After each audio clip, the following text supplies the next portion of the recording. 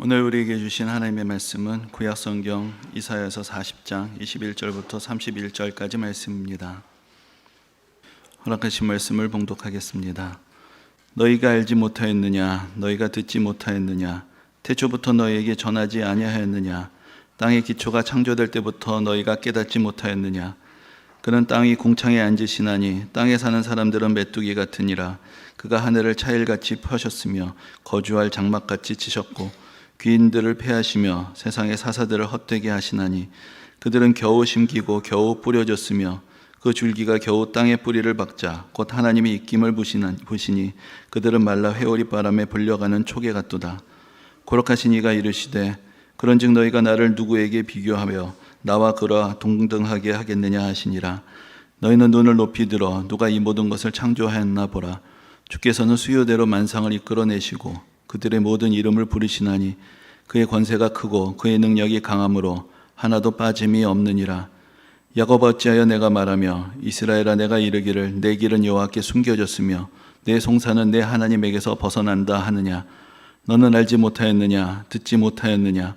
영원하신 하나님 여호와 땅끝까지 창조하신 이는 피곤하지 않으시며 곤비하지 않으시며 명철이 한이 없으시며 피곤한 자에게는 능력을 주시며 무능한 자에게는 힘을 더하시나니 소년이라도 피곤하며 곤비하며 장정이라도 넘어지며 쓰러지되 오직 여호와를 앙망하는 자는 새 힘을 얻으리니 독수리가 날개치며 올라감 같을 것이요 다른 박질하여도 곤비하지 아니하겠고 걸어가도 피곤하지 아니하리로다. 아멘.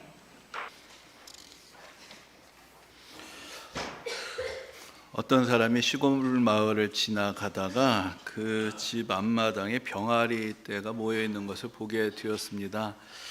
그런데 자세히 보니까 그 가운데 한 마리 아주 덩치가 큰 새가 같이 있는 것을 발견했습니다. 그래서 이상하게 여겨서 집주인에게 물어봅니다. 저기 저 새는 병아리가 아닌 것 같은데 왜 저기 저러고 같이 있는 건가요? 그랬더니 주인이 이렇게 얘기합니다.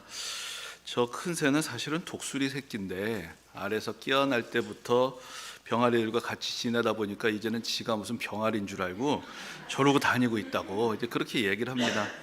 이 사람이 좀 답답하고 좀 마음이 아팠습니다. 이 하늘을 훨훨 날아야 하는 독수리가 지가 독수리인 걸 모르고 지가 병아리인 줄 알고 저러고 살아가다니 안 되겠다. 내가 이 독수리 새끼에게 네가 하늘을 날 수 있다라는 것을 깨우쳐줘야 되겠다. 이렇게 마음을 먹었습니다. 그래서 다가가서는 이 독수리 새끼를 잡아가지고는 이렇게 얘기합니다. 너는 닭이 아니야. 너는 독수리야. 이렇게 하고 있는 힘껏 하늘을 향해서 던졌습니다. 어떻게 됐을까요? 놀란 독수리가 푸드덕푸드덕 하다가 그냥 땅으로 떨어지고 말았습니다. 그러니까 안 되겠다 생각한 이 사람이 이 독수리 새끼를 가지고 그 집 지붕 위로 올라갔습니다. 그리고 다시 이야기합니다. 너는 닭이 아니야. 너는 독수리야.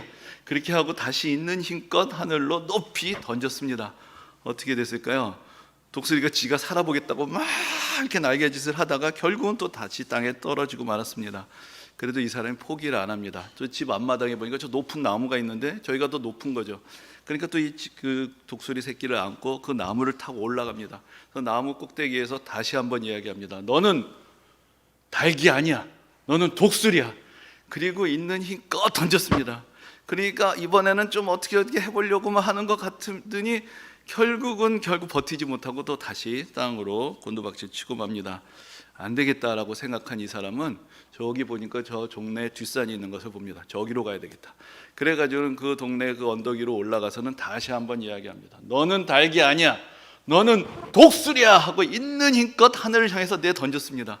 근데 이 독수리가 벌써 한 번, 두 번, 세 번 경험이 있잖아요. 그러니까 이게 자기가 날개가 있고 날개짓을 하면은 이게 뭐가 된다는 그런 감을 받기 시작했던 거죠. 그러니까 다시 독수리가 땅으로 떨어지는 것 같았는데 이게 힘차게 날개짓을 하기 시작하더니 독수리가 다시 비상을 하기 시작합니다. 그래서는 이 사람 머리 위로 한 바퀴 휙 돌고는 저 멀리로 날아가 버렸다고 합니다. 예, 여러분 좀 재미있으신가요?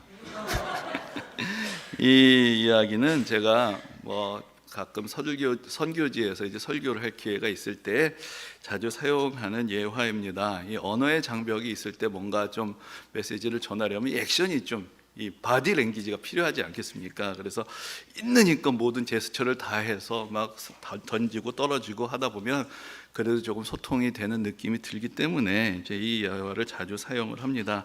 근데 이 이야기를 고른 이유는 단지 어떤 메시지의 전달에 있어서 장점이 있기 때문만은 아닙니다. 대부분 우리가 방문하게 되는 그런 선교지의 형편이 참 우리보다 어려운 형편에 살고 있는 분들이 많고, 또 여러 가지 삶의 현실이 무겁고 벗어나기 어렵고, 그래서 한편으로 체념하고 살아가기도 하지만, 그래도 또 그분들에게도 또 희망을 찾는 마음이 있을 때 과연 복음이란 것이 무엇일까? 예수 믿고 하나님의 자녀가 된다는 것이 어떤 희망을 줄 수 있을까? 이제 그런 고민을 할 때 또 이 이야기들을 자주 들려드리게 되는 것입니다. 근데 사실 이 이야기는 우리들에게도 새로운 도전을 줄 수 있습니다. 나는 누구인가? 또 그리스도인이란 어떤 존재인가? 우리의 소망은 어디에 있는가? 우리의 본향은 어디에 있는가? 하나님께서는 우리에게 어떠한 능력을 주시는가? 이런 문제들을 우리에게 다시 생각할 수 있는 기회를 주기 때문입니다. 저는 웬만하면 사람들하고 좀 잘 지내려고 하는 편인데, 죄송하지만 제가 좀 이해하기 힘든 분들이 있습니다.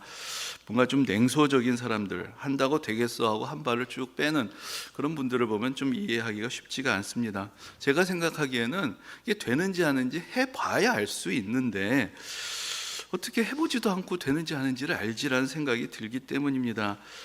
우리의 인생에 많은 것들이 우리 머릿속에서 판단하기 어려운 일들이 많습니다. 해보지도 않고 내가 머릿속으로 여러 가지 생각하고 계산한다고 다 알 수가 없습니다. 물론 우리가 사실 이전에 열심히 노력하고 또 도전을 했다가 실패했던 경험들이 있고, 이런 경험들이 쌓여가다 보면은 새로운 뭘 도전한다는 것 자체가 쉽지가 않을 것입니다. 게다가 내 나름은 여러 가지로 생각하고 준비하고 열심히 노력을 했는데 그 결과도 별로 시원찮고, 게다가 돌아오는 것이 다른 사람들의 냉소와 비난이 되어버리면 나도 점점 어느새 이 도전하는 편에 서 있는 것이 아니라 슬쩍 자리를 옮겨서 판단하고 비판하는 편에 서게 되기가 쉽습니다. 그게 더 편하고 그게 더 안전하고, 또 그래야 상처를 덜 받게 되기 때문입니다. 하지만 여러분, 꿈도 없고 기대도 없고 소망도 없고 도전도 없는 인생을 도무지 우리가 왜 100년이나 살아야 하겠습니까? 그냥 어차피 다 똑같은데, 노력을 하든 안 하든 지금이나 미래나 다 똑같은데 무슨 숨쉬기 연습 얼마나 오래 하나 재보는 것도 아니고, 우리가 그 오랜 세월을 왜 이 세상에서 살아야 하겠습니까? 앞에서 독수리 이야기를 들려드린 것은 방금 보신 것처럼 오늘 본문에도 독수리가 등장하기 때문입니다. 사실 우리가 사자나 호랑이를 백수의 왕이다 이렇게 이야기를 하는데, 그렇게 생각해 보면은 독수리나 매는 그 새들의 왕이다 이렇게도 이야기를 할 수가 있을 것입니다. 근데 사실 우리는 독수리가 진짜 어떤 새인지 잘 알지 못합니다. 왜냐하면 우리가 독수리를 보는 것은 대부분 이 동물원의 우리 안에 갇혀 있는 이제 그런 모습만 보기 때문입니다. 그래서 여러분들이 어떤 정말 광활한 대지의 특별한 여행지를 방문해서 야생의 독수리를 보는 경우가 아니라면, 이 평생 독수리가 힘차게 날개짓하고 어떤 힘이 있고 얼마나 빠르고 하는 이야기들을 실제로 경험하기는 쉽지 않을 것입니다. 하지만 우리가 설령 그렇게 하늘을 나는 독수리를 보게 된다고 할지라도, 우리는 성경이 기록되던 시대의 사람들이 독수리를 볼 때 느꼈던 그 느낌을 그대로 느낄 수가 없습니다. 왜냐하면 이미 우리 시대는 비행기도 있고 우주선도 있고 인간의 놀라운 성취를 이룬 시대이기 때문에 여전히 독수리는 그래봤자 한갓 야생동물에 지나지 않기 때문입니다. 하지만 이 성경이 기록되던 시대에 인간은 하늘을 날 수 없었습니다. 그저 경외하는 마음을 가지고 하늘을 바라볼 수밖에 없었습니다. 그런 시대에 저 하늘을 마음대로 날아가는 새들, 저 창공을 힘차게 날아다니다가 어느 순간 먹이를 발견하고는 쏜살같이 내려와서 낚아쳐가는 그런 독수리 같은 새들은 마치 신과도 같은 그런 존재로 여겨졌던 것입니다. 그래서 독수리는 성경 안에서 빠름의 상징이고, 또한 탁월함의 상징이고, 신성을 나타내는 그런 상징이 되는 것을 볼 수 있습니다. 그래서 우리가 에스겔서나 또 요한계시록 같은 책을 보면은 거기에 이제 장엄한 하나님의 영광, 하나님의 신성이 어떤 하나의 형상을 통해서 표현되는 것을 볼 수가 있는데, 거기에는 독수리의 형상이 늘 같이 있는 것을 볼 수 있습니다. 그리고 고대의 많은 조각상들이 독수리 형상, 독수리나 매의 날개 이런 것들을 가지고 하늘의 지혜, 왕의 권위, 또 왕과 함께하는 어떤 신성 이런 것들을 표현했던 것을 볼 수 있습니다. 그래서 오늘 주보에도 그런 옛날 아수르 시대 궁궐에 있었던 형상을 하나를 이제 보여드렸는데, 이 독수리의 모양을 가진 그런 하나의 지혜자의 모습을 이렇게 표현을 한 것이라고 합니다. 근데 제가 생각할 때 그 옛날 사람들이 독수리가 하늘을 나는 것을 보았을 때 그 느낌에 좀 제일 근접한 경험이, 아마도 제가 처음으로 비행기가 하늘을 나는 것을 보았을 때 그 느낌하고 비슷하지 않을까, 그런 생각을 해보곤 합니다. 제가 사실 개인적으로 경험했던 가장 신기한 일 중에 하나가 바로 이 비행기가 실제로 하늘을 나는 것을 보았던 것입니다. 저는 아직도 공항에 처음 가서 이 비행기가 활주로를 질주하다가 딱 이륙하는 그 장면을 보았던 그 흥분, 감정 같은 것을 아직도 기억을 하고 있습니다. 여러분, 이제 비행기를 타기 전에 게이트 앞에서 기다리죠. 그러면 이거 밖에를 보라고 다 그 앞에는 다 온통 유리창으로 돼 있습니다. 그러면 이제 내가 타야 할 비행기는 저기서 아직 대기하고 있지만 저기서 다른 비행기들이 활주로를 질주하다가 날아가는 것을 볼 수가 있습니다. 그때도 옛날 같은 흥분을 그대로 느끼는 건 아니지만 그래도 뭔가 심장 박동수가 조금 더 올라간다라는 그런 느낌을 받곤 합니다. 사실은 그 비행기가 뜨는 것은 내가 비행기 안에 있을 때는 볼 수가 없죠. 그러니까 다른 비행기가 뜰 때 보는 느낌이 더 크게 놀랍게 느껴집니다. 어떻게 생각하면 저 무거운 쇳덩이가 어떻게 하늘을 향해 올라가는가, 이것이 마치 제 눈앞에서 무슨 마술이 벌어지고 있는 것 같은 그런 생각이 들기 때문입니다. 근데 이제 비행기를 탄 다음에도 또 느끼는 특별한 어떤 신기한 순간이 있습니다. 제가 개인적으로 제일 좋아하는 순간은 비행기가 활주로를 달려가다가 앞바퀴가 딱 뜨는 것 같은 그 느낌을 받는 순간이 있습니다. 이게 그 순간은 비행기를 타야만 또 느낄 수 있는 것이죠. 비행기가 땅에서 바퀴로 굴러갈 때는 이 진동이 느껴지는데 어느 순간에 갑자기 진동이 느껴지지 않습니다. 그리고 이제 갑자기 고개를 쳐들고 하늘로 올라가면은 기체 함께 몸이 뒤로 젖혀지죠. 그래서 창밖으로 모든 것이 이제 삐뚤어 보이기 시작할 때 그 순간도 상당히 감동적인 순간입니다. 여러분, 옛날에 사람들은 하늘을 날고자 또 나름 생각도 하고 시도도 해봤는데 그때는 새 밖에 하늘을 나는 게 없으니까 인간도 하늘을 날려면 저런 날개가 있어야 된다라고 생각을 하고 뭔가 날개짓을 해야 하늘을 날 수 있다 생각해서 큰 날개를 만들어 붙이고 또 기계적으로 그런 장치를 만들어서 날개짓을 하는 것을 흉내내서 하늘을 날아보고자 했습니다. 근데 오늘날 사람들은 그렇게 하지 않습니다. 그것은 그렇게 하지 않고도 하늘을 날 수 있는 방법을 찾아냈기 때문입니다. 그것이 소위 양력이라고 불리는 힘입니다. 새나 비행기가 하늘을 날 수 있는 이유는 새하고 비행기가 완전히 허공을 날기 때문이 아니라 사실은 공기가 가득 차 있는 그런 공간을 날고 있기 때문입니다. 그래서 쉽게 말하자면 공기가 새하고 비행기를 떠받치고 있는 것이죠. 그 힘을 이용해서 하늘에 떠 있을 수도 있고 또 일정한 속도를 가하고 가속을 하여서 더 높은 곳으로 올라갈 수도 있게 되는 것입니다. 그래서 사실 우리에게 생각을 하면서 좀 더 직관적으로 다가오는 힘은 중력입니다. 그러니까 모든 것이 다 아래로 떨어진다는 것이 우리에게 일상적인 상식의 경험이기 때문입니다. 그러나 여러분, 이 세상에는 중력만 있는 것이 아닙니다. 더 다양한 힘들이 이 세상에 존재하고 사물에 영향을 미치고 있습니다. 단지 우리가 모르고 있을 뿐입니다. 우리의 상식의 세계는 여전히 보이는 세계에만 한정이 되어 있습니다. 하지만 전문가들은 보이지 않는 세계를 보고 계산을 해내고 그러한 비행기들을 설계하고 만들어냅니다. 비행기가 하늘을 나는 것은 과학입니다. 하지만 그 과학의 이론을 이해하지 못하는 사람들에게 그것은 불가능한 일이고 저처럼 마술처럼 보이게 되는 것입니다. 근데 여러분, 신앙의 영역에서도 우리는 보이지 않는 세계를 바라보게 됩니다. 신앙의 세계하고 과학의 세계가 전혀 다르다라고 생각하는 분들도 있지만 어떤 면에서 신앙과 과학은 우리의 상식의 세계 너머에 있는 질서를 우리에게 가르쳐 줍니다. 그 세계는 단지 우리가 잘 느끼지 못할 뿐이지만 엄연한 이 세상, 이 현실 세계의 한 부분을 차지하고 있고 때로는 과학자들이 수식으로 표현해주고 있는 그 세계가 또는 우리가 믿음의 눈으로 성경에서 발견하는 그 세계가 우리가 경험하는 세계보다 사실은 더 본질적이고 근본적인 이 세상의 요소들을 우리에게 보여주고 있는 것입니다. 제가 아까 죄송하지만 좀 냉소적인 분들을 이해하기가 힘들다라고 말씀을 드렸지만 사실 그런 분들은 현실에 대해서 또 자기 자신의 능력과 한계에 대해서 좀 더 사실적인 판단을 하는 것이라고 할 수 있습니다. 몽상가들, 되지도 않는 것을 기대하고 저지르는 사람들이 현실을 무시하다가 큰 낭패를 당하게도 되고 또한 더 심각한 것은 다른 사람들에게 큰 해악을 안겨주는 그런 경우들도 우리가 볼 수가 있습니다. 이 냉소적인 사람들의 문제는 현실적이라는 데 있는 것이 아닙니다. 현실을 더 깊은 차원에서 파악하고 있지 못하다는 데 있습니다. 그러면서 자신이 알고 경험한 세계 안에 안주하고자 하면서 이 세상 속에 있는 더 많은 가능성을 포기하는 데 있는 것입니다. 여러분, 나이가 들면 제법 많은 것을 알게 되고 경험하게 되면서 어느새 점점 자기 판단을 신뢰하게 되고 또 자기가 모르는 것에 대해서는 별로 인정하거나 받아들이고 싶어 하지 않습니다. 사실 저도 좀 더 젊었을 때는 좀 더 대책이 없게 살았습니다. 그러다가 나이가 들면서 좀 더 계산은 빨라지고 행동은 느려지는 것을 봅니다. 좋게 말하면 신중해지는 것이죠. 근데 그러면서 점점 더 인생은 재미가 없어지는구나 라는 생각을 하곤 합니다. 사실 젊었을 때는 좀 실수를 하고 실패를 해도 다시 만회하고 회복할 수 있는 시간과 기회가 있습니다. 하지만 나이가 들면 그만큼 실패에 대한 부담감이 커지게 되고, 그래서 도전하고 기대하면서 살기가 쉽지가 않습니다. 좋은 거를 모르는 건 아니지만 그것이 되지 않았을 때 감당해야 될 대가가 너무 크기 때문입니다.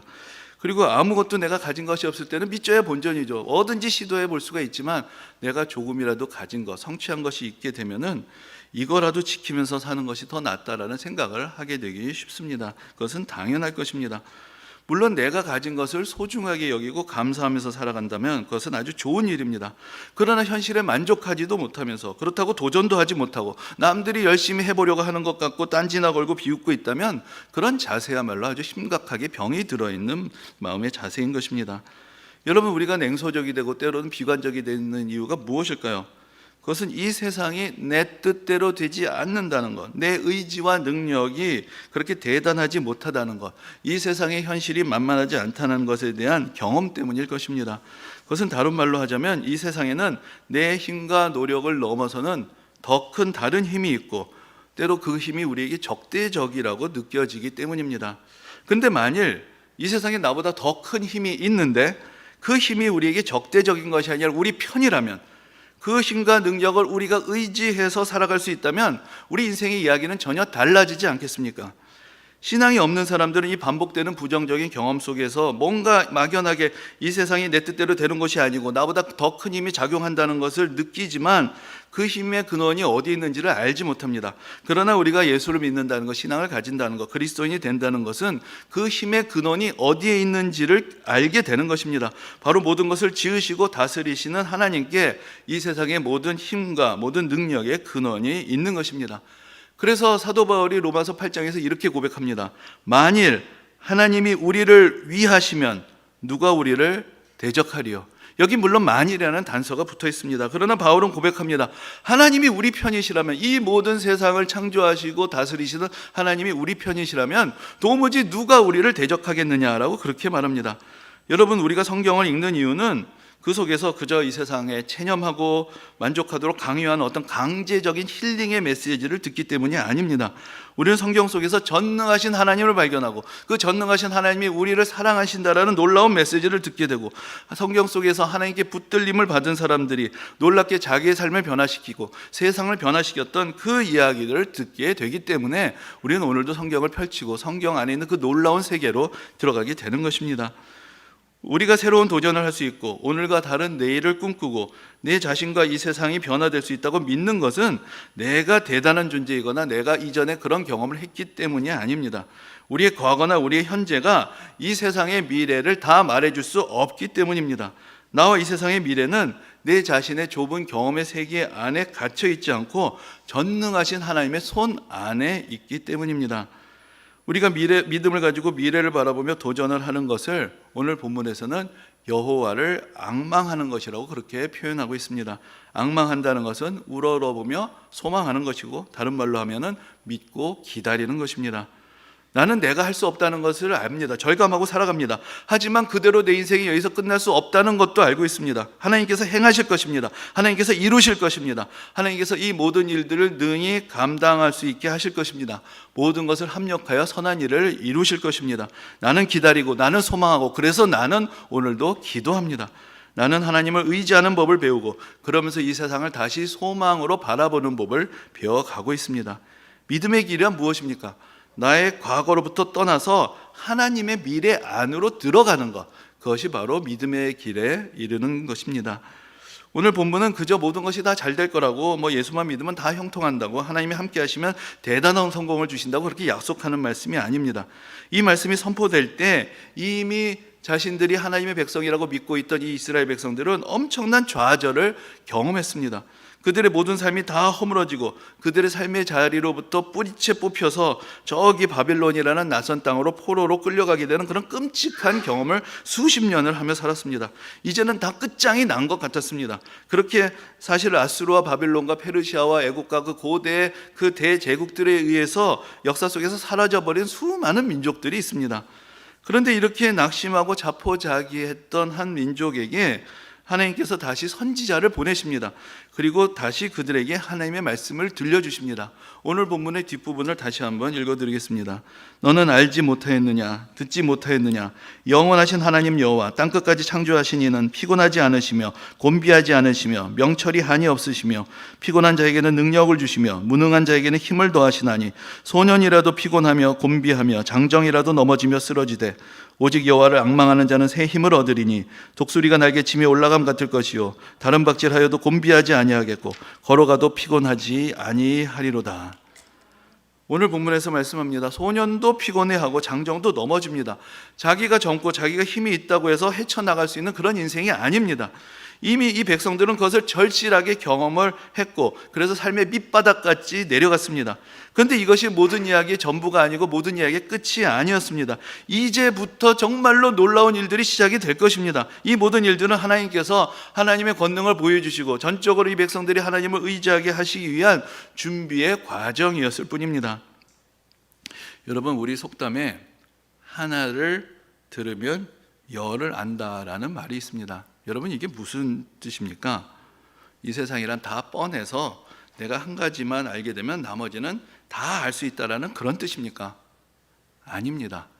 이 말은 하나를 들으면 열을 안다는 이 말은 그 사람이 천재다라는 그런 뜻입니다. 보통 사람은 하나를 들으면 하나를 압니다. 좀 똑똑한 사람이 하나를 알면 두셋을 압니다. 아니, 하나를 들어도 그것도 제대로 알지 못하는 사람들이 수두룩합니다. 근데 누군가가 하나를 들으면 열을 안다면 야, 이 사람은 수재다, 천재다, 이건 사람이 아니다. 그럴 때 쓰는 말이 저 사람은 하나를 알면 열을 안다라는 그런 말인 것입니다. 근데 우리는 자꾸 우리가 그런 존재인 것처럼 착각을 합니다. 내가 아는 것은 하나밖에 없는데 그걸 가지고 열을 다 판단하고 재단하려는 그런 어리석은 가운데 살아가고 있는 것입니다. 여러분, 우리가 누굽니까? 우리 그냥 보통 사람입니다. 그러므로 내가 이 세상에서 아는 것은 이 지극히 큰 세상의 지극히 작은 일부일 뿐입니다. 나는 그저 인간일 뿐인 과학자들이 설명해 주는 수식도 사실 제대로 이해하기가 어렵습니다. 그러니 우리가 어떻게 하나님께서 하시는 일을 다 아는 것처럼 생각하고 내 과거에 안주하고 내 경험에 안주하면서 이것이 내 인생의 전부고 이 세상이 전부고 더 나아가서 심지어 신앙생활도 내가 해보니까 이게 다더라라고 그렇게 단정을 하면서 감히 하나님께서 하시는 일에 대해서 우리가 단정하여 말할 수가 있겠습니까? 여러분, 앞에서도 말씀드렸지만 독수리는 그냥 허공을 있는 힘껏 자기의 날개짓을 통해서 날아다니는 것이 아닙니다. 비행기가 엄청난 양의 연료를 소비하면서 엔진의 힘으로 하늘을 날고 있는 것이 아닙니다. 독수리가 하늘을 날고 비행기가 하늘을 나는 것은 마치 물고기가 바다를 헤엄치고 배가 물 위로 떠가듯이 그것을 받쳐주는 공기가 있기 때문입니다.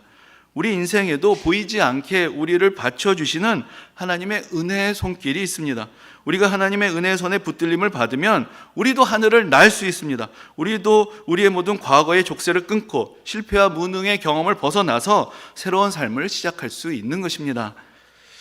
여러분, 지금 아시안컵 축구대회가 한창입니다. 아마 관심이 없으신 분들도 있으실 텐데 저도 우리나라가 옛날에 그래도 월드컵에서 4강도 했는데 아시안컵이야 했는데 보니까 그렇지가 않았습니다. 찾아보니까 우리나라가 1960년 이후로 한 번도 아시안컵에서 축구로 우승을 해본 적이 없다라는 것을 알게 되었습니다. 게다가 우리나라 축구만 발전한 게 아니라 이제는 아시아 축구의 수준도 상당히 올라가서 제법 박진감 넘치는 경기가 이제 진행이 되는 것을 알게 됐습니다. 그래서 한번 봐야 되겠다. 호주랑 한대네. 한번 봐야지. 와, 8강이야. 근데 그게 토요일이라고 해서 토요일 밤인 줄 알았더니 그게 토요일 새벽이라서 토요일 아침에 일어나 보니까 벌써 결과가 끝났고 또 한 번 연장전에서 뒤집어져서 우리가 이겼다. 다 호주가 이긴다라는 말이 많았는데 이런 얘기, 야, 아깝다, 이거 한번 봤으면 뭔가 좀 짜릿한 경험을 했을 텐데 하는 생각을 해보게 되었습니다. 또 손흥민 선수가 막판에 극적으로 또 연장전에서 한 골을 넣었다, 이런 이야기를 듣게 됩니다. 근데 여러분, 저는 가끔 그 축구나 어떤 스포츠 경기에 대해서 이야기를 들을 때 이상할 때가 있습니다. 우리가 생각하기에 그런 대단한 선수들이 있죠. 근데 이런 대단한 선수들이라고 항상 골을 넣는 게 아니라는 것입니다. 때로는 어이없는 실수를 하게 되고 때로는 오랜 시간을 슬럼프에 빠져 있기도 합니다. 사실 우리 인생도 항상 잘 풀리는 것이 아닙니다. 어려운 일도 많고 실패할 때도 있습니다. 어쩌면 내 인생에서 한번 뭐가 제대로 돼본 적이 있나, 그런 생각이 들면서 낙심이 될 때도 있습니다. 그럴 때 한번 이렇게 생각해 보시는 건 어떨까요? 혹시 나는 슬럼프에 빠진 손흥민은 아닐까? 언젠가는 멋진 골로 내 주위의 이웃들을 다 행복하게 해주고 내 인생의 반전, 내 인생의 보람을 느낄 날이 곧 오는데 내가 기다리고 있지 못한 것은 아닐까? 그런 생각을 한번 해볼 수 있지 않을까요? 여러분, 하나님이 손흥민만 만드신 게 아닙니다. 우리의 인생도 지으셨고 우리 인생도 설계하셨고 우리 인생도 인도하고 계십니다. 내가 축구를 잘 못해서 그렇지 사실은 우리 인생에 우리가 잘할 수 있는 영역들이 있습니다. 또 우리가 이 세상에 기여하고 있는 세계가 있습니다. 하나님께서 우리에게 주신 특별한 은혜와 재능이 있는 것입니다. 여러분, 닭에게는 죄송하지만 우리는 닭이 아니고 독수리입니다. 우리는 땅에 매여서 살아가고 이 날개가 왜 있는지도 모르고 살아가는 그런 존재가 아니라 하나님께서 택하셨고 하나님께서 부르셨고 하나님의 자녀로 삼으셨기 때문입니다. 우리에게는 이 세상이 전부가 아닙니다. 우리에게는 하나님 나라의 소망이 주어져 있습니다. 하나님께서 우리에게 약속하신 세계, 그것을 앙망하고 바라보는 사람에게 인생은 분명하게 달라지는 것입니다. 우리가 실수할 수 있습니다. 우리가 넘어질 수도 있습니다. 아직까지 별로 대단한 삶의 성취를 못했을 수도 있습니다. 그러나 그것이 우리의 미래의 전부를 말해주는 것은 아닙니다. 우리의 미래는 하나님의 손안에 있고 그분은 우리를 대적하시는 분이 아니라 우리와 함께 하시는 분입니다. 다만 그분은 우리가 여호와를 앙망하기를, 다시 눈을 들어 하늘을 향하기를, 그리고 우리가 믿음을 갖고 기다리며 소망을 가지고 인내하며 우리 앞에 하나님께서 예비하신 그 영원한 미래를 바라보기를 원하시는 것입니다. 오늘도 하나님 앞에서 내가 누구인지를 알며 우리와 함께 하시는 하나님의 권능을 믿고 의지하며 여호와를 앙망하는 자로서 독수리와 같이 저 창공을 향해 다시 날개짓을 하여 하나님의 영광을 보고 하나님의 능력을 경험하는 그런 복된 하루, 복된 한 주간, 복된 한 해가 되시기를 주님의 이름으로 축원합니다.